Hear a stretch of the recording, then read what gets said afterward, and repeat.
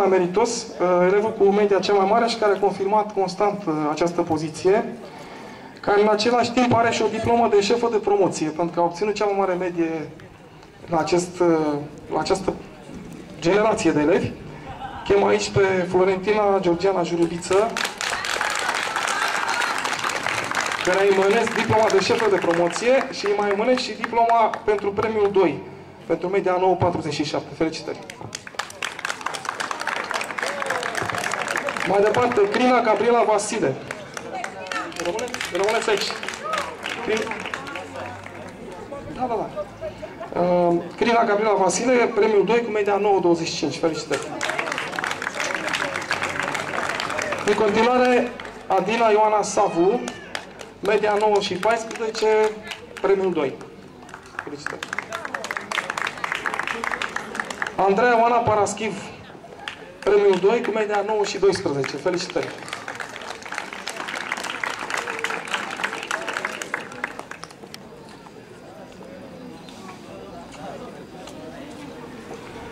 Mai departe, Ștefan Cosmin Stan, premiul 3 cu media 8,88.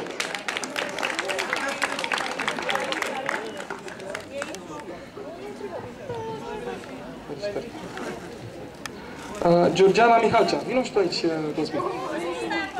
Vino și tu cu ceilalți. Georgiana Mihalcea, premiul 3 cu media 8,83. Felicitări! Premiul 3, Emanuel Constantin Mureșanu, cu media 8,53. Felicitări încă o dată!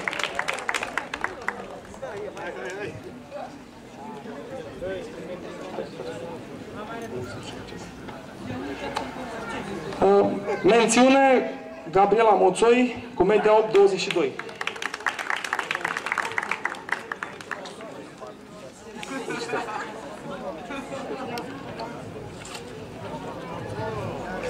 Florentina Daniela Nițu, media 8 și 19, mențiune.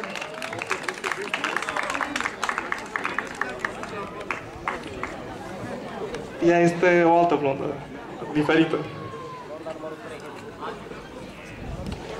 Lavinia Gianina Varză, o faptă ambițioasă, media 8 și 17, felicitări!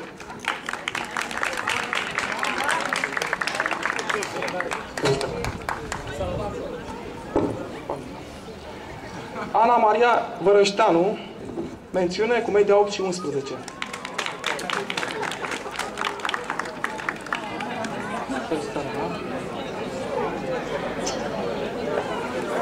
Și Ionuț Augustin Badea, mențiune cu media 8,08.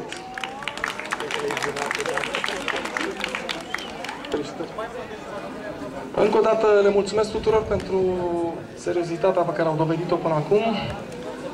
Le urez mult succes și în continuare aș ruga-o pe șefa clasei să vorbească puțin despre ceea ce simte ea referitor la acest moment. Bună ziua! Consider că în acest moment cuvintele sunt de prisos, însă clasa 12-a D ține să le mulțumească și să-și răsplătească profesorii pentru cei 4 ani minunați.